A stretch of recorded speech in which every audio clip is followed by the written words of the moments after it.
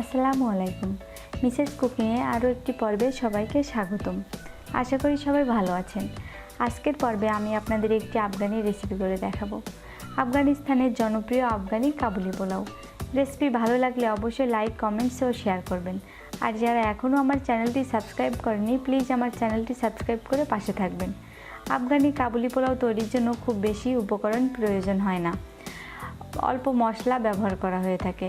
যে কোনো মাংস, বাসমতি চাল, গাজর, কিশমিশ, বাদাম বিশেষভাবে ব্যবহার করা হয়। কাবুলি পোলাও রান্নার জন্য আমি 3 কাপ বাসমতি চাল নিয়েছি। চাল খুব ভালোভাবে ধুয়ে ভিজিয়ে রেখে দেব 2 ঘন্টার জন্য।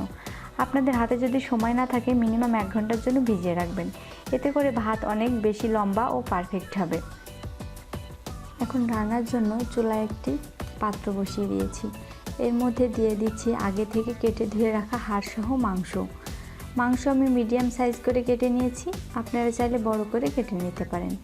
মাংস সিদ্ধ করার জন্য আমি এখন পর্যাপ্ত পরিমাণ পানি দিয়ে দিচ্ছি। এমনভাবে পানি দিতে হবে যেন মাংস সিদ্ধ হওয়ার পরেও বাড়তি পানি থাকে।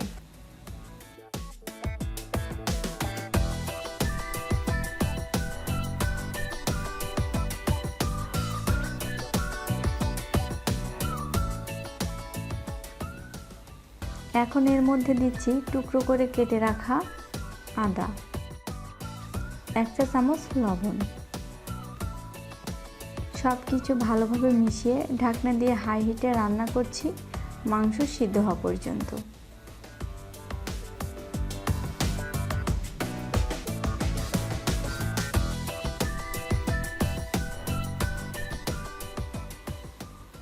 মোটামুটি 30 মিনিট পর ফিরে এলাম।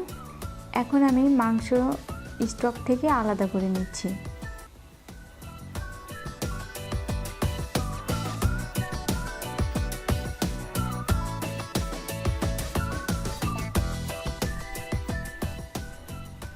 চুলায় একটা প্যান বসিয়ে দিয়েছি। এখন এর মধ্যে দিয়ে দিয়েছি 1/2 কাপ পরিমাণ তেল।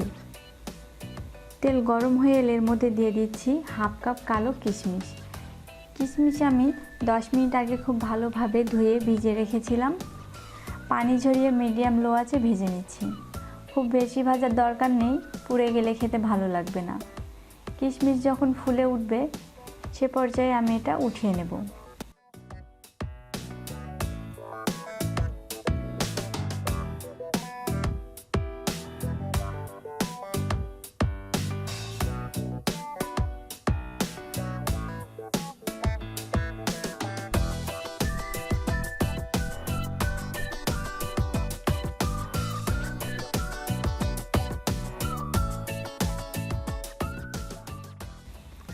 এখন ওই একই তেলে আগে থেকে স্লাইস করে কেটে ধুয়ে রাখা গাজরগুলো ভেজে নিচ্ছি। গাজরগুলো আমি একটু মোটা করে কেটে নিয়েছি, আপনারা চাইলে আরও চিকন করে কেটে নিতে পারেন। গাজরগুলো আমি সিদ্ধ হওয়া পর্যন্ত ভেজে নেব। গাজর মোটামুটি ভাজা হয়ে গেলে উঠিয়ে নিচ্ছি এক সাইডে।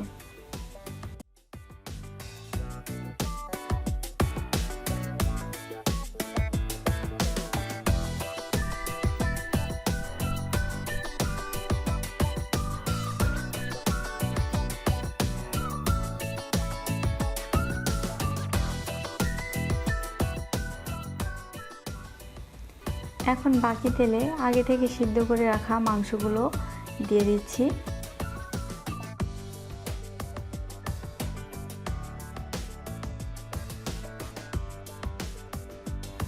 হালকা সোনালি করে মাংসগুলো আমি ভেজে নেব।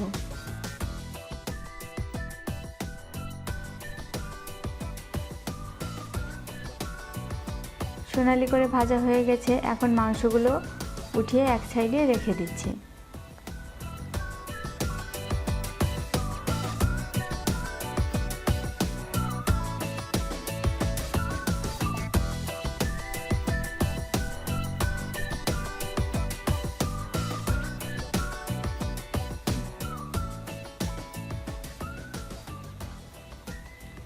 প্যানটাতে যে তেল আছে আমি তার মধ্যে দিয়ে দিচ্ছি 1/3 কাপ পেঁয়াজ কুচি।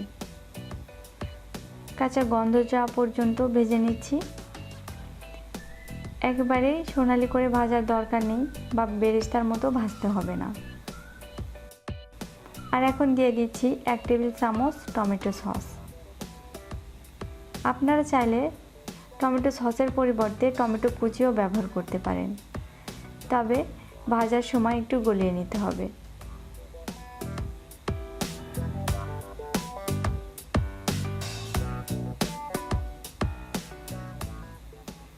এ পর্যায়ে দিয়ে দিচ্ছি 1 টেবিল চামচ মশলা গুঁড়ো দিয়ে দেব। মশলার মধ্যে আছে 4টা সবুজ এলাচ, 2টা কালো এলাচ, 1 টেবিল চামচ জিরা, 1 টেবিল চামচ সাদা গোলমরিচ ও 2 টুকরা দারচিনি। মশলা গুঁড়ো করার পর সেখান থেকে 1 টেবিল চামচ নিয়েছি। একটু নাড়াচাড়া করে যে পাত্রে মাংসের স্টক আছে সে পাত্রে আমি ঢেলে দিচ্ছি।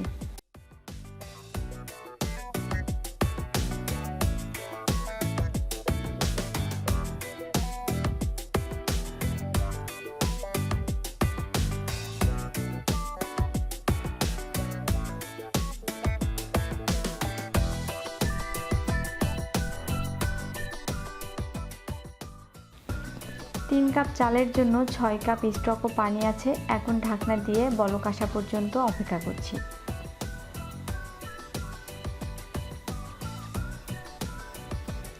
ঢাকনাটা উঠিয়ে নিচ্ছি। বলক চলে এসেছে। এখন আগে থেকে ধুয়ে ভিজিয়ে রাখা চাল পানি ঝরিয়ে দিয়ে দিচ্ছি।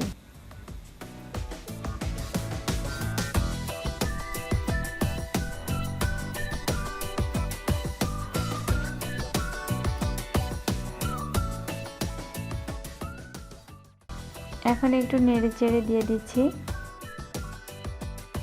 আগে থেকে ভেজে রাখা মাংস।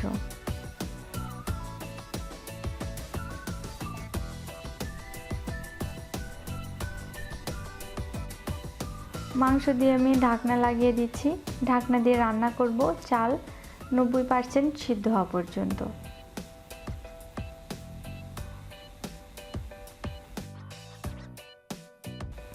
ঢাকনাটা উঠিয়ে নিলাম। চাল 90% সিদ্ধ হয়ে গেছে। উপর দিয়ে দিচ্ছি আগে থেকে ভেজে রাখা গাজর ও কিশমিশ।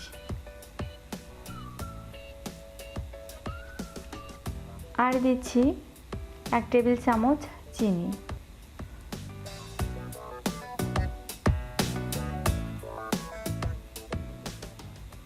এই সময় ঢাকনা দিয়ে লো আঁচে দমে রেখে দেব 10 মিনিট।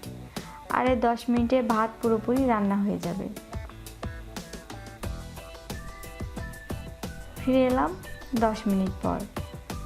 ঢাকনা উঠিয়ে আমি দেখাচ্ছি। দেখতে পাচ্ছেন ভাতটা কত ঝরঝরে হয়েছে।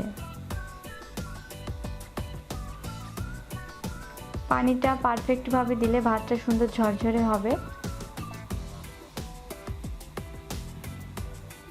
এখন আমি একটি প্লেটে পরিবেশন করে দেখাচ্ছি।